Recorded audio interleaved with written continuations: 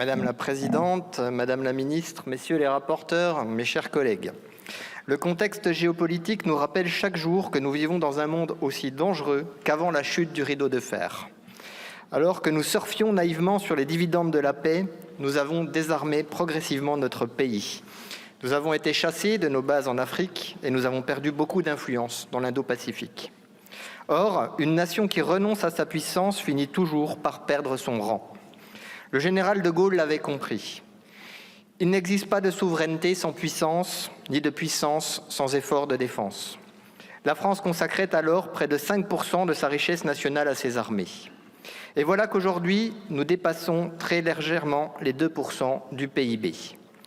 La loi de programmation militaire votée en 2023 était déjà sous-dimensionnée et la dégradation de la situation internationale en révèle aujourd'hui toutes les limites.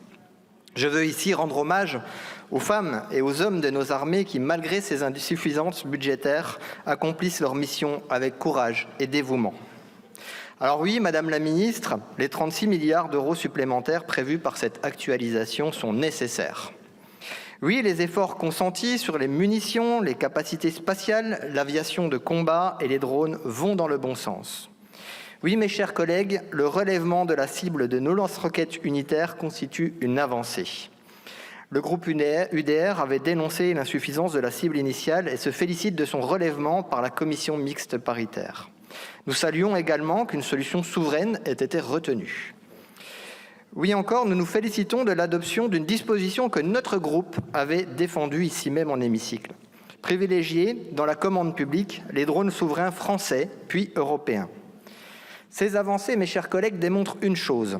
Lorsque nous faisons confiance à notre BITD, à nos ingénieurs, à nos ouvriers et à nos entreprises, la France est encore capable de produire l'excellence.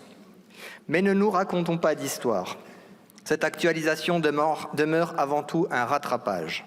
Elle ne traduit pas une ambition, elle traduit une contrainte.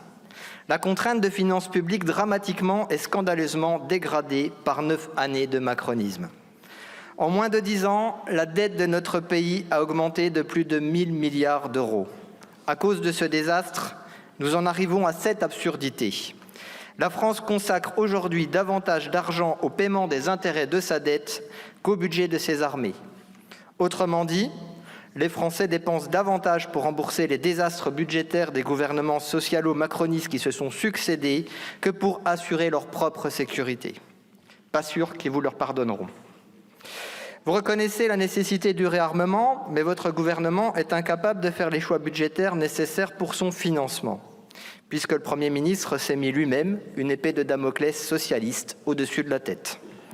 Résultat, près de 70% des crédits supplémentaires seront donc supportés par vos successeurs, pendant que vous continuerez, heureusement pour peu de temps encore, de creuser le gouffre financier de notre pays. Nous le regrettons, mais nous en prenons acte. Nous saluons également l'abandon du projet SCAF au profit d'un démonstrateur national d'avions de combat de 6e génération. Que de temps perdu pour une chimère. Car en matière de défense, comme en matière d'énergie, comme en matière d'agriculture, bref, comme en matière de tout ce qui touche à nos intérêts vitaux, les compromis du pseudo-couple franco-allemand avantagent toujours l'Allemagne.